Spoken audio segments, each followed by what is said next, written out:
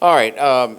Today, this press conference was called to talk about our transfer portal class, some changes we made within our organization.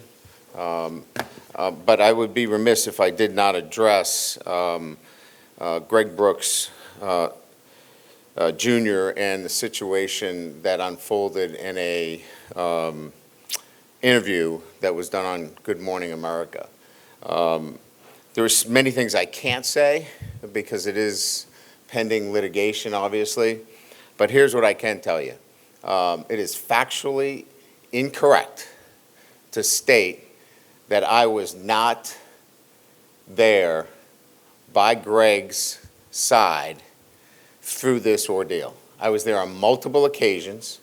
We had somebody from my staff that was there virtually every single day. We love Greg. We love him for the person that he is, for the competitor that he is, and the battler that he is, and can only wish him continued progress as he goes through an incredibly difficult time. But it was important for me to set the record clear as to my care, my love for Greg Jr. during this very difficult time. And again, I want to be clear that any player that is part of this program, I am going to be involved in making sure that they receive the best care, the best support, and I'm part of that. So that was just extremely important for me to talk about. Look, you can question me as a football coach. You can question me in terms of the things that we do on the field, but off the field, as a parent, as a husband, as somebody that is actively involved in every community that I've been involved with, this is where the line is drawn with me. And that comment struck a nerve with me. It hit my heart. Because that's not why I'm in this business. I've been in it for our players, will always be in it for our players, and it rattled me that somebody could possibly be so factually incorrect in stating that I was not part of Greg Brooks Jr.'s care and support. And the support was the entire university, the entire community. So I needed to make sure that that record was clear. All right. We've put together, kind of some talking points. Obviously we don't have a high school player that will sign today.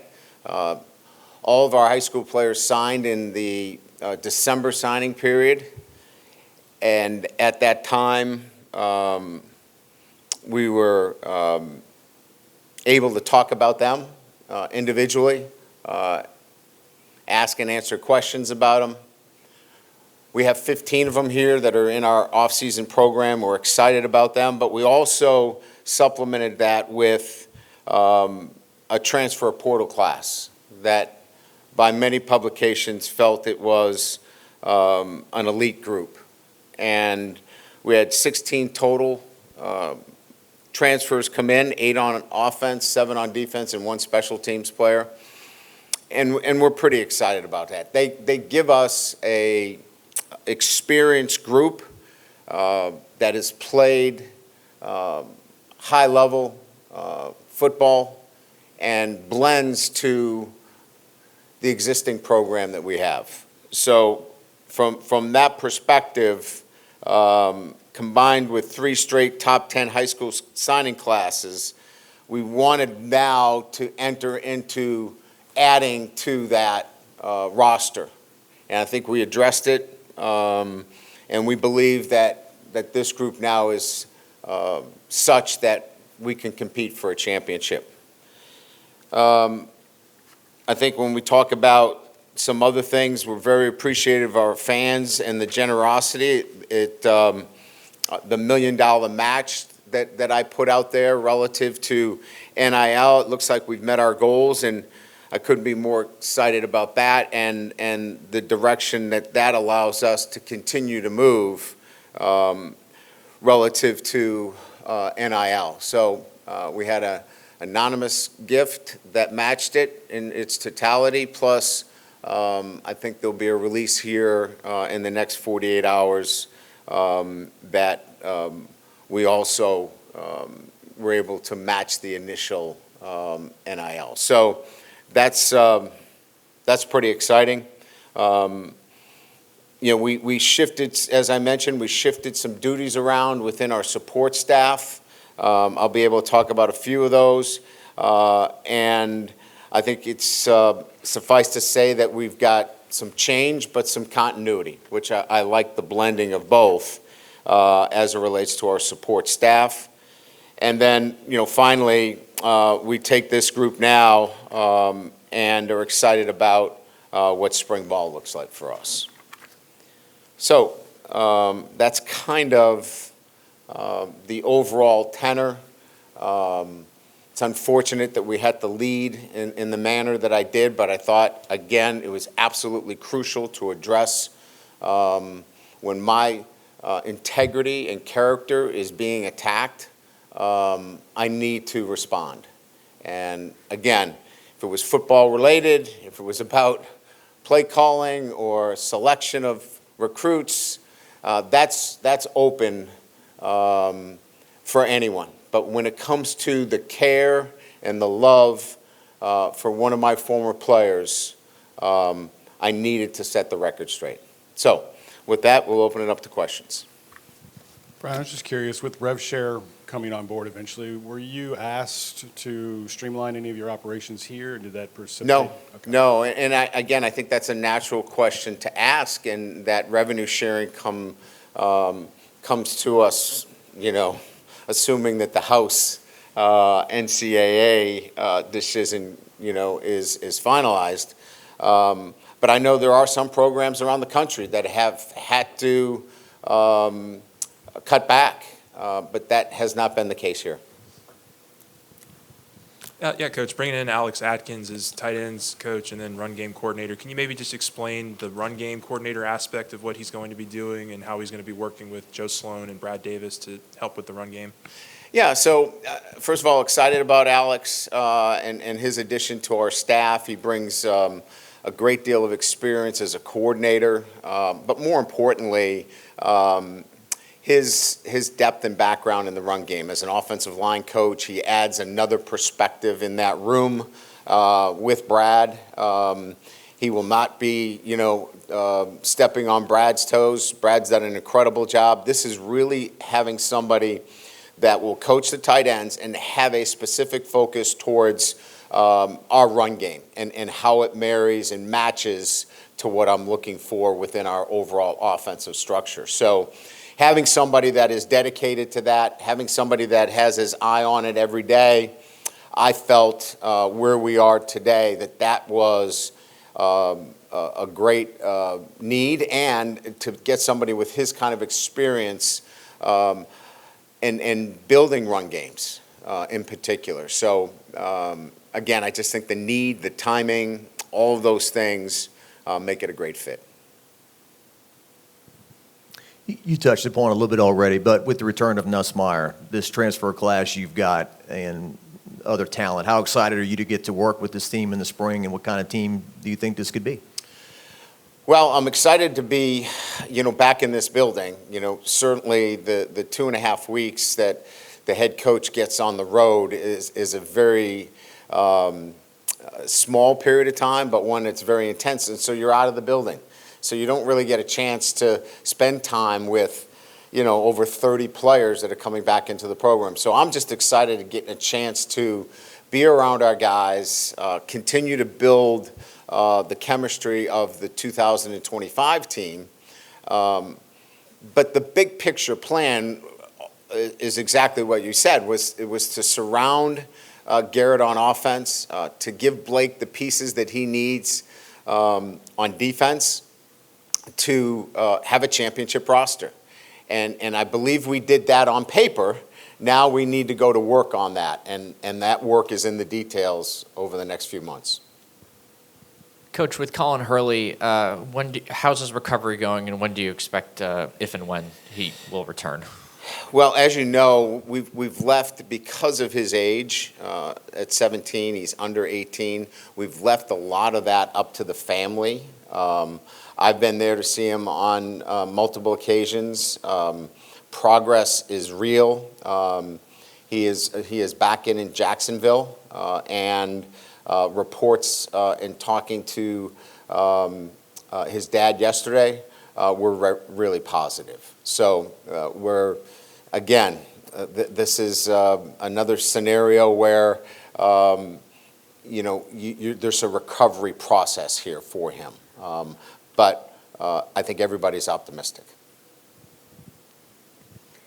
Bringing in someone like Nick Anderson, a big body wide receiver, how important is that? And also, second question, bringing in Michael at the quarterback spot after having a depleted QB room, how big was that as well? Well, all of these pieces were clearly part of the design in what we were trying to achieve in, getting Garrett some more weapons. And then securing the investments that we've made across the board. Obviously Colin puts us in a different situation. He was healthy at the time when we went through the portal. We hope that he will be able to join us later. But Michael is a young man that has SEC experience, and we wanted to supplement that in our room.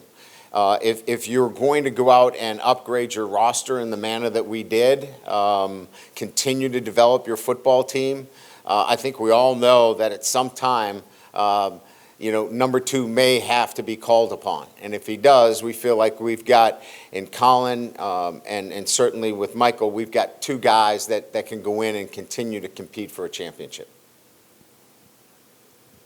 Hey, Coach, now that you've, gotten to see some of these guys, they're working out all of that, who kind of jumps out from the portal that you think, look, we needed this at this position, and this is a guy that looks like he can help us? I think experience at the tight end position to marry with, a really exceptionally young player in Tradez, but bringing in Bauer Sharp, who's got a lot of experience and, a veteran kind of presence there at the tight end position. He's been outstanding. I think Jack Pyburn brings more than just his ability on the field, but how he impacts everybody in the locker room and in the weight room. His demeanor, his attitude is infectious. I think those 2 guys.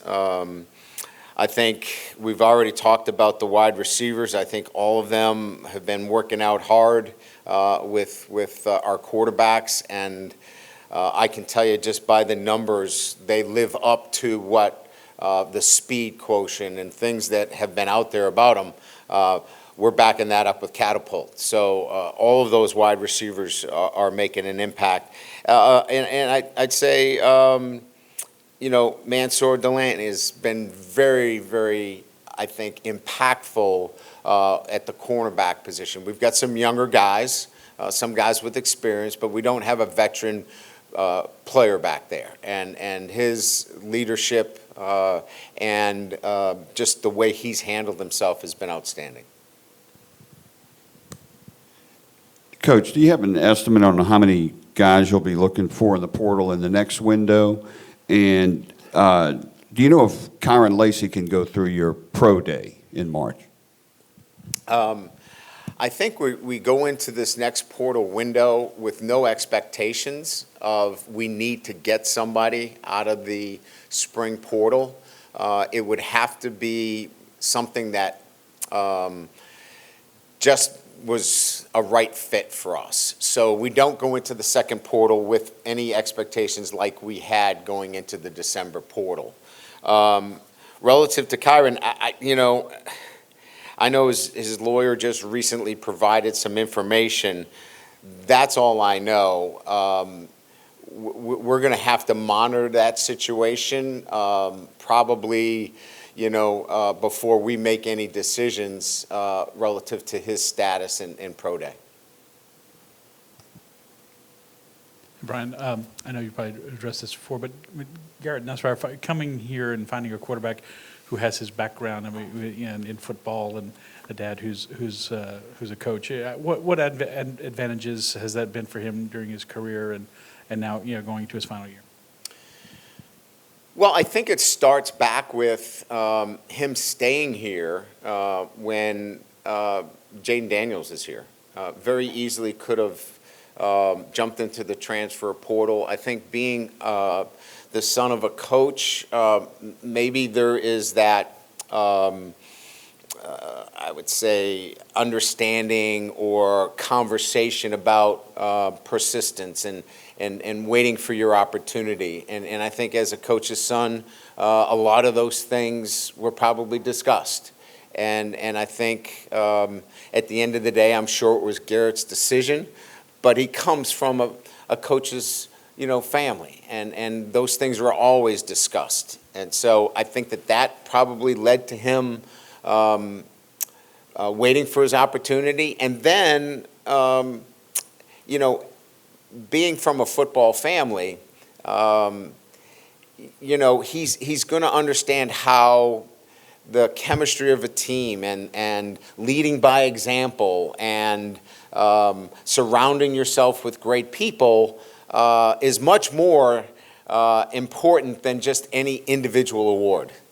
And I think that's what he brings to the culture of our football team. And I think that, and I don't think I'm reaching, is something that when you're around the game your entire life lends itself to thinking that way. Coach, can you talk about Trey'Dez Green and him out on the basketball court? How does that affect him trying to put on muscle and timetable on Colin Hurley? Yeah, so certainly we're excited about Trey'Dez, and this is something that he wanted to do. This is something his family and I talked about, and we talked about that this was going to be hard. You're playing in the SEC in both basketball and football. He's probably lost a little bit of weight, but he's involved in our weight training. So he is training physically in the weight room with our guys. He is not tapped out of that, which obviously we're excited about. But he's lost a little bit of weight. Running up and down the court from a cardiovascular standpoint is a little bit different than cutting off the C-gap. So I think from that perspective, we're fine because we're going to continue to train him and really excited about his future. Obviously, we're all looking at Colin, and again, it's a day-to-day situation. And talking to his dad, Charlie, there's really good progress. So I think we all come at from a similar perspective, is that we're hoping for the best, but don't have any certain timetable as to when he might be back.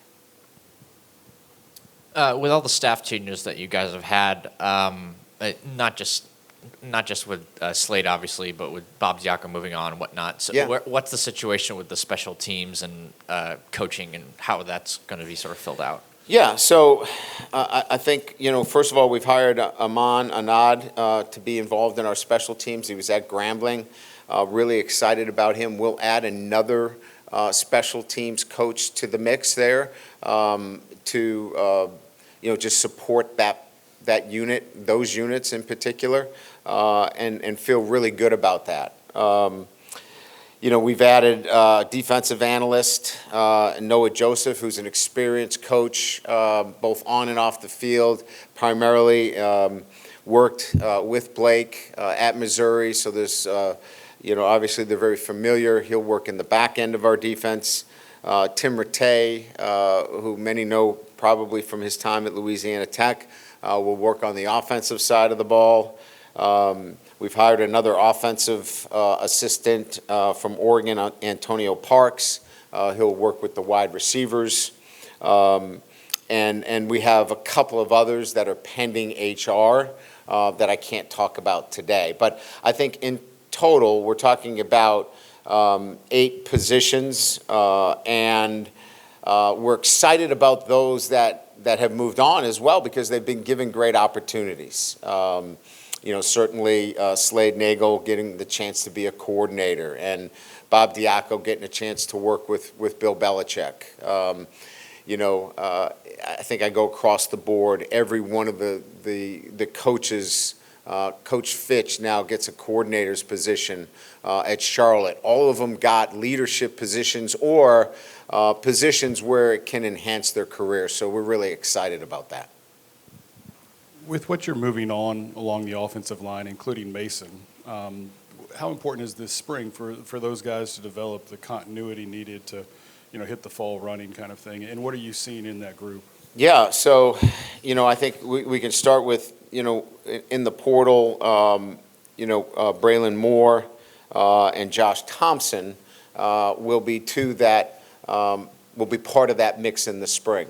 But it's important to point out that, there's going to be great competition. And you saw that in the bowl game, how really if you look across the board, Miles Frazier is the only player that does not return in that unit. So all of those guys will get the opportunity to compete, plus the 2 that I've mentioned that were starters both at Virginia Tech and Northwestern. We think that makes for a very competitive spring.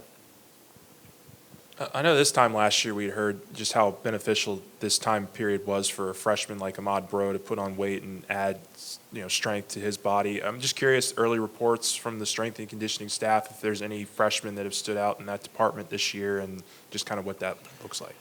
I think across the board, the ability to put on good weight from a nutrition standpoint and train the physical elements necessary during this period of time. I don't think there is a freshman that we feel has not met that challenge in terms of coming in at mid-semester. I don't want to point out any one individual, but all of them have meet or exceeded the kind of growth chart, if you will, that we put in front of them. And that's really encouraging. I just want to ask you, you picked up, I think, 3 local kids, the quarterback at U High, Picarella, Chauvin, and Silas Hall, the deep snapper. When you add guys that grew up on this and love this and you add them to their program, I mean, what positive is that for you moving forward? Well, I think you just look at, the roster itself. We want to be able to pull our base. Our base starts in this greater Baton Rouge area and continues throughout the state of Louisiana. So, look, with the new settlement coming down, and assuming that it does, your roster is going to be tightened. The numbers are not out there yet, but I can tell you that if you're a walk-on in this program, you're looked at as a scholarship player. Because the numbers are going to be scrutinized when it comes to the sports. So all of those guys can play here at LSU. It can help our football team, and we want to continue to find those players in the state. I guess it was in December, you were pretty outspoken saying that y'all were going to be aggressive in the portal, and then you had one of the best portal classes. I'm just curious, your personal view of where LSU, your program sits with all the changes of college football, portal, NIL, maybe kind of where y'all are now versus where y'all were even 6 months ago, a year ago. Well, I think I would begin by, how do you use the portal, right? The portal is set up for, either giving kids an opportunity to play the game where they are not in a position to do so, i.e. if players leave here, they're looking for opportunities to play. The transfer portal allows you that.